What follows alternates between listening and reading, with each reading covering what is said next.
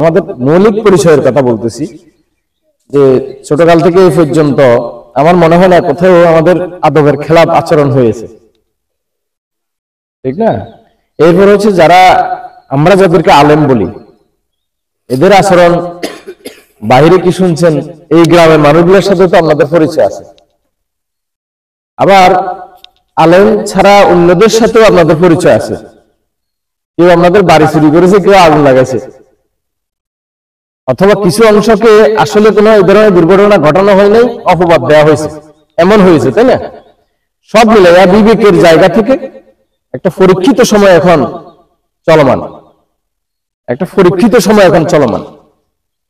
আপনাদের মাঝে যারা বিগত সময় বিভিন্ন জায়গায় হামলা মামলা হয়েছে, হিন্দু বাড়ি, চাকমা বাড়ি বা আরো যে জায়গায়, এগুলো নিয়ে যথেষ্ট গবেষণা হয়েছে। তথ্য উপত্যের ভিত্তিতে ফেসবুকে চার্জ করলে আপনি এগুলো পাবেন কারা করেছে। এবং আলহামদুলিল্লাহ আমি ব্যক্তিগতভাবে মনে করি আগেকার ইসলাম এখনকার ইসলাম আরো বেশি স্পষ্ট। আগেকার ধর্মগুলো এখনকার ধর্মগুলো আরো বেশি সচেতন। এই ক্ষেত্রে বাংলাদেশের পিনাকি ভট্টাচার্য, তারপরে গোবিন্দ বাবু, তাই না, গোবিন্দ ফমানিক, এই যে ভাই বললেন, এই কথার অর্থ উনি সব জানেন। কিছু বিষয় আছে যে আপনি আলোচনা করে সব আপনি মানুষকে খাওয়াই দিতে পারবেন না, কিছু মেসেজ থেকেও আপনি জেনে নিতে পারবেন যে কার স্তর কোন জায়গায়। সবগুলো বাংলাদেশে যেখানে নির্যাতনের সিগন্যাল আসছিল, নির্যাতন হয়েছে, কষ্ট দেওয়া হয়েছে, এরা কারা, এই সেনা জানার জায়গাগুলোতে আমরা খুব বেশি ব্যাখ্যা বিশ্লেষণ দরকার নেই, আপনারাই আরো বেশি ঘাটাঘাটি করলে পেয়ে যাবে। সব মিলে ইতিপূর্বে আমরা যারা রাষ্ট্র সমাজের দায়িত্ব যাদেরকে আমরা দিয়েছি অথবা যারা নিয়েছে, কাউকে দেওয়া হয়েছে, কেউ জোর করে নিয়েছে। এই একটা উদাহরণ যদি আমরা বলি, সাবান এবং পানির সংমিশ্রণ, সাবান এবং পানি ময়লাযুক্ত কাপড় পরিষ্কার করে, তাই তো? মানুষ যখন কি হয়, গোসল করে কেন? পরিষ্কার হওয়ার জন্য না? তাহলে সাবানের উপস্থিতি এবং পানির উপস্থিতি মানুষকে পরিচ্ছন্ন করে। আর একটা সময় সাবান এখান থেকে আউট হয়, পানি তাকে চূড়ান্ত জায়গায় নিয়ে যায়, তাই তো? তো এই রাষ্ট্রযন্ত্র যেটা এবং রাষ্ট্রযন্ত্র পরিচালনায় যারা করে, তাদের মধ্যে এরকম একটা পরিশুদ্ধির কারণে তো আমরা রাষ্ট্রের কাছে যাই, ঠিক না? তা না হলে আমাদের দৈনন্দিন কর্মকাণ্ডই তো আমাদের খাওয়ার সাহায্য ব্যবহার জোগাড় করে নাকি? রাষ্ট্র কতক্ষণ এসে আমাদের খাওয়ায়, নেতা কোনটা আমাদেরকে খাওয়ায়? আমার জমিন, আমার মাটি, ঠিক না? আমার কষ্ট, আমি ফার্ম বেশি, আমি কৃষক, আমি মুদি দোকানে ব্যবসা করি, এখান থেকে আমার সাহায্য জোগাড় হয়। হ্যাঁ, যদি আমি মৌলিকভাবে স্বীকার করি, তাহলে আমার রব আমাকে খাওয়ায়, আমার স্রষ্টা আমাকে খাওয়ায়, ব্যবস্থা করে, তাই তো? তাহলে এই রাষ্ট্রযন্ত্র কেন প্রয়োজন? আমরা যদি কি করি, ওই যে সাবান আর পানির মতো করে যদি একটা মানুষকে ভোট দিই, একটা প্রতিনিধি বানাই, বানানোর পরে রাষ্ট্রীয় যে কিছু কাজ থাকে, আমার জন্ম নিবন্ধন, আমার আইডি কার্ড, আমার ভোটাধিকার, আমার বিবাহের রেজিস্টার, তারপরে এইভাবে আরো জমির খাজনা, বিচারালয়ের প্রক্রিয়া, এই সবগুলোকে আশ্রয় করে তো একটা রাষ্ট্রযন্ত্র তৈরি হয়। এই রাষ্ট্রের জায়গায় আমার যে চাওয়া, সাবানের কাছে আমার চাওয়া পরিচ্ছন্নতা, পানির কাছে আমার চাওয়া আমার পবিত্রতা, তাই যদি না হয়, এই সাবানেরও প্রয়োজন নেই, পানিরও প্রয়োজন নেই। পানি যদি কি হয়, কর্দমাক্ত হয়, ঠিক না, নালার পানি হয়, তাহলে এই পানি কি কাজে লাগবে? লাগবে না। একইভাবে রাষ্ট্রযন্ত্রের মধ্যে যারা দায়িত্ব উপলব্ধি করে, দায়িত্ব গ্রহণ করে, এরা যদি সঠিক জায়গায় আমাকে বিশ্বাস্য জায়গায় কিনা করে, সার্ভিসটা না দেয়, তাহলে আমাকে তো উল্টা দূষিত করে, ঠিক না? কর্দমাক্ত পানির মতো উল্টা দূষিত করবে না?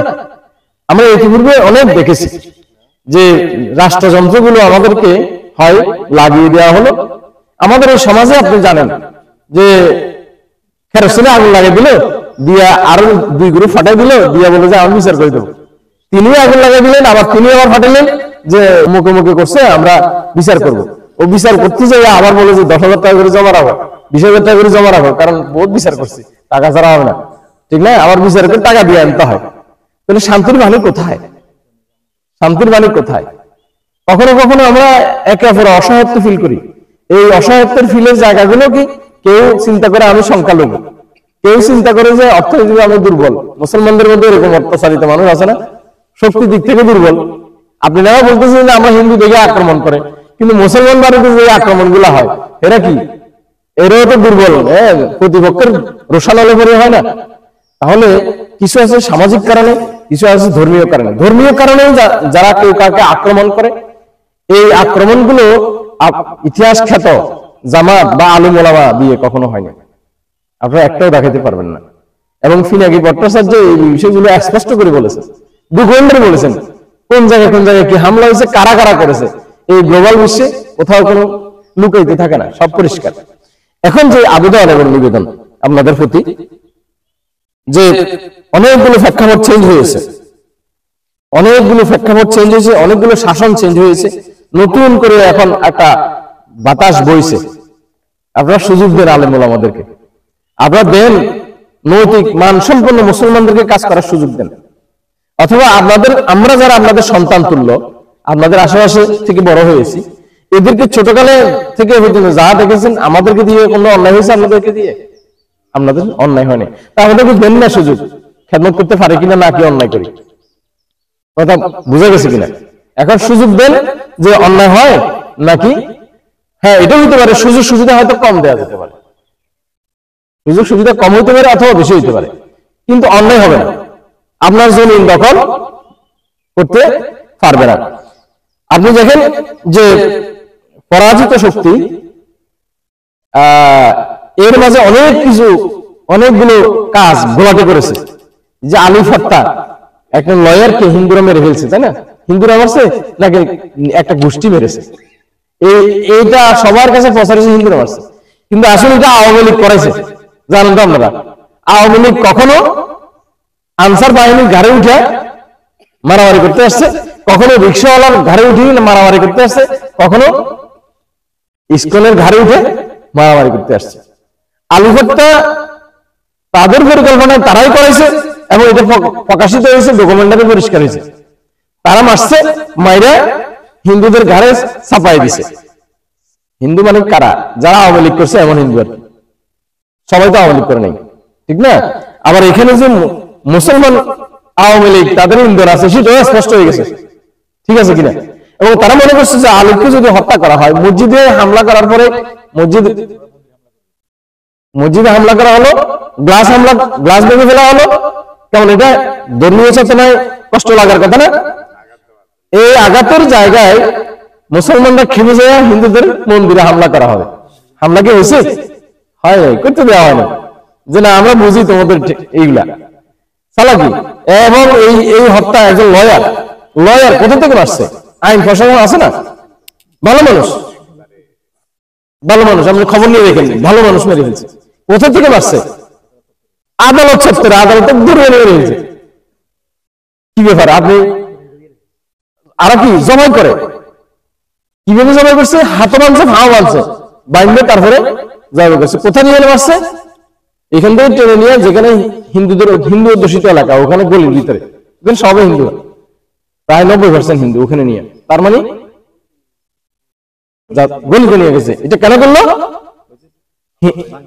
হ্যাঁ, হিন্দুদের ঘাড়ে তুলে দেওয়ার জন্য। এ আর জায়গা হয় নাই, হিন্দুদের ঘাড়ে তুলে দেওয়ার জন্য এই কাজটা করেছে। তাহলে দেখেন, ওরা মনে করেছে প্রথমত হচ্ছে মসজিদ ভাঙলে মন্দির ভাঙা হবে, একজন মুসলমান আলিফকে হত্যা করা হলে আরো হিন্দু নিহত হবে, হিন্দু নিহত হওয়ার পরে কি হবে? প্রপাগান্ডা করে আক্রমণ করার একটা সুযোগ পাবে। এবং এই প্রচারণ সবচেয়ে বেশি হয়েছে ভারত থেকে। তাহলে ভারতকে আমরা প্রশ্ন করি, বিশ্বজিৎকে যখন মারা হলো, বিশ্বজিৎ হিন্দু ছিল না, এর শিবির বানানো আছে না? ওই বিশ্বজিতের সময় তো আপনি মিডিয়াগুলো চড়াও হন নাই, ভারত থেকে কথা হয়নি, ঠিক না? গায়েশ্বর চন্দ্র রায়, উনি হিন্দু না? গায়েশ্বর চন্দ্র রায়কে কাপড় চোপড় সহ ফেলে দেওয়া হলো, রক্তাক্ত করা হলো, মাথা ফাটিয়ে দেওয়া হলো, তার ব্যাপারে তো আপনি মিডিয়া দিয়ে প্রচারণা করেন নাই। তার মানে কি আপনি উদ্দেশ্য প্রণোদিত, ঠিক তো রাজনৈতিক ভাবে? তাহলে আমরা যদি ভারত বলি, ভারত একটা দেশের অপরাধ না, দেশের অপরাধ তো না, ভারতে যারা আছে সবগুলো খারাপ মানুষ। বর্তমান যে সরকার দল, এই দলেই ভারতের এখন যে দল বিজেপি, এরই মূলত কুলাঙ্গার। এদের অধিকাংশ মানুষই উগ্রবাদ, কিন্তু এদের বিপরীত এগুলো এরা তো ঠিকই মুসলমানদের সাথে মিলে চলে এবং মুসলমানের বিশাল একটা সংখ্যা তাদেরকে ভোট দেয়, হয় না? এরকম আছে না? মমতা বন্দ্যোপাধ্যায় মুসলমানদের পক্ষে কথা বলে না? আমার কাছে এখানে রেকর্ডিং আছে। ভারত স্বাধীনতার সময় সবচেয়ে বেশি নিহত হয়েছে মুসলমান, এই হিন্দু নেতার বক্তব্য আছে, বুঝছেন? আমার কাছে এখানে আছে, যদি আমার ফেসবুকের সাথে কারো অ্যাড থাকে আমরা ওদিকে দেখিয়ে, উনি পরিসংখ্যান সব বলে দিয়েছে, হিন্দু কতজন মারা গেছে, মুসলমান কতজন মারা গেছে, এবং এদের মধ্যে একটা সহ অবস্থান আছে, একে অপরের প্রতি মিল মহব্বত আছে। আমি তো নিজে আমাদের বাড়িতে মানে কোনো প্রকার অনুষ্ঠান হলে লালমোহন ডাক্তার সুযোগ পাই। আমি ছোটকাল থেকে আমার বুঝশক্তি হওয়া পর্যন্ত আমার মনে হয় না যে লালমোহন আমার ভাই নয়, আমি মনে করতাম যে উনি আমার ভাই। দীর্ঘ সময় ধরে আমাদের সাথে মোয়ামেলাত আছে। আমি মনে করতাম যে লালমোহন ডাক্তারের মা আমার খালা। মন বলতে এখন পর্যন্ত বাড়িতে আসলে ছুটে যায়। আমার মনে হয় আমি বাড়িতে আসার পরে কোনোদিন খুব বেশি গ্যাপ হয় না, ওনাকে না দেখলে ভালো লাগে না। এই যে একটা হৃদ্রতা, আমার ভাই বলেছে রক্তের কালারের বেশ কম নাই। মুসলমানদেরকে হাত দুটো বেশি আছে, তিনটে বেশি আছে, হ্যাঁ? হিন্দুদের কি হাত একটা কম আছে? আপনার কাছে যা আছে আমার কাছে তা আছে। তাহলে যদি সাম্প্রদায়িক দাঙ্গা বাজানো হয় বিশেষ একটা নিয়ামত হাসিল করার জন্য, মানে উস্কাই দিবে, দিয়ে তারপরে মুখের নাম দিবে, নাম দিয়ে তারগুলো জায়গা দখল করার জন্য চেষ্টা করা হবে, তাহলে আপনাদের প্রতি আবেদন নিবেদন যে মনুষ্যত্ব বোধের জায়গায়, বিবেকের জায়গায় একটু মনটা চেঞ্জ করে সামনে সুযোগ দেওয়ার চেষ্টা করেন। আপনি যদি দীর্ঘ সময় ধরে একটা জনগোষ্ঠীকে নিয়ে আসছেন, এরা আঘাত করেছে বিভিন্ন জায়গায়, বিভিন্ন হিন্দুরা বলছেন আমরা ভুল করেছি, এবং গোবিন্দ প্রমাণিক উনিও বলেছেন যে আমাদের কোলে বসে আমাদেরকে আঘাত করেছে, বলছে না? এরকম বলছে কিনা? আমরা তাদেরকে কোলে নিয়েছি, এই শব্দটা সরাসরি এই শব্দটা বলেছে, আমরা তাদেরকে কোলে নিয়েছি, আমাদের কোলে বসে আমাদেরকে আঘাত করেছে। আমরা এদেরকে এখন এবার চাই না। যেভাবে বাংলাদেশকে স্বাধীনতার জন্য পিনাকি ভট্টাচার্য লড়াই করতেছে, আমার মনে হয় এরকম মিডিয়ার মধ্যে লড়াইয়ের মধ্যে সবচেয়ে এক নম্বরে আছে পিনাকি ভট্টাচার্য, এক নম্বর আছে, তাই তো? এখানে মুসলমানদের সিরিয়াল অনেক দূরে, তো এই দেশের জন্য মিডিয়ার মধ্যে ভূমিকা রাখতেছে না। তা আমি কেন দূরে থাকবো? ওনাকে আপনি চিনেন, ওনাকে ব্যাখ্যা করেন, ওনাকে বুঝেন। দেশ মাতৃকার ভালোবাসা এই ত্রিদানের পরে এই সমস্যা, মানে এই রাষ্ট্রযন্ত্র চেঞ্জ হওয়ার পরে কেমন, আগে কেমন ছিল। তাহলে যে কথা বলছিলাম, লাকুম দীনুকুম ওয়ালিয়া দীন, কোরআনের একটা আয়াত আছে যে তোমাদের ধর্ম তোমাদের সাথে, আমাদের সময় আমাদের সাথে, যার যার ধর্ম শেষে পালন করার মতো কি আছে, স্বাধীনতা আছে। আমার কোনো বিষয় যদি ভালো লাগে সেটা আমি আপনাকে বুঝিয়ে নিব, আপনার কোনোটা যদি ভালো লাগে সেটা আপনি আমাকে বুঝিয়ে নিবেন, ব্যাপারটা হচ্ছে সেটা। বাট আপনার জমিন, আপনার জায়গা, আপনার বাড়ি, আপনার হাট বাজার, আপনার মতো করে চলার সুযোগ আছে। একটা অনুরোধ থাকলো বিনিয়োগের সাথে, সেটা হচ্ছে যে কি, একটা দোকানের কর্মচারী, একটা দোকানে দুইটা কর্মচারী আছে, এমনিতে ঠেলাঠেলি হয় না, তর্ক বিতর্ক হয় না, সেটা হিন্দু হোক বৌদ্ধ হোক, হয়তো যেটা অতখানি যে কর্মচারী হিসেবে ঝগড়া পাচ্ছে, এটা হিন্দুদের ঘাড়ে তুলে দেওয়া দরকার নাই, মুসলমানদের ঘাড়ে তুলে দেওয়া দরকার নাই। এটা তারা দুজনে ঝগড়া হয়েছে, ঝগড়া সমাধান হবে। যখন সাম্প্রদায়িক ফাংশনটা সামনে নিয়ে আসা হয়, তাহলে এটা বড় হয়ে যায়। এটা বর্ধাহাট এরকম একটা শুরু করছিল, হোটেলের দুই কর্মচারী ঝগড়া পাচ্ছে, ভাইজা হিন্দু মুসলমান বলে দিচ্ছে। আমি ওখানে আমার আলহামদুলিল্লাহ একটা দাফট আছে, আমরা যাইলে বর্ধাহাট হক মার্কেট যদি যাই, একবার যে কোনো দোকানদারকে জিজ্ঞেস করলে যে আপনি কাছে চিনুন, বলে দিবে চিনি। আমি বলে যে খবরদার এই সেন্টেন্স ব্যবহার করা যাবে, বর্ষ বিচার হবে, বিচারে পরিষ্কার বোঝা গেল যে প্রথম অন্যায়টা মুসলমানের সন্তান করেছে। তোমার এই সেন্টেন্স ব্যবহার করতে বলছে কেনা, কানাতে উদ্বোস করাইছে, চলেই শুনেছি, সমাধান হয়ে গেছে। তাহলে ছোট্ট একটা কাজ বহুদূর চলে যায়। কিভাবে হয় বলে যে আগুন যখন ঘরে লাগে, অথবা কেরোসিন লাগে, অথবা ফাঁকঘরে লাগে, কোথায় লাগে, ছোট্ট একটা জায়গা থেকে লাগে, এরপর সব বিস্তার লাভ করে, ঠিক না? যদি যেখান থেকে লাগছে ওখান থেকে নিবানো যায়, তাহলে পুরো বাড়ি পোড়ার সম্ভাবনা থাকে না। তাহলে আমাদেরকে কাজ করতে হবে কোনটা? যেখানে সমস্যা সেখানে সমাধান, যেখানে সমস্যা সেখানে সমাধান। ঠিক বিষয়টা এমন, কারো যদি কি হয় গলার মধ্যে একটা ফোড়া উঠে, গলাটা কেটে দিবে নাকি ফোড়াটা সমাধান করবে? কি বলে, কি বলেন দাদা? ফোড়া ট্রিটমেন্ট হবে নাকি গলা কেটে দিবে? ফোড়া ট্রিটমেন্ট, ফোড়াটা ট্রিটমেন্ট করবে। আমরা কি করব? কোথাও যদি এরকম সমস্যা হয়, ঠিক যেখানে সমস্যা সেখানে সমাধান।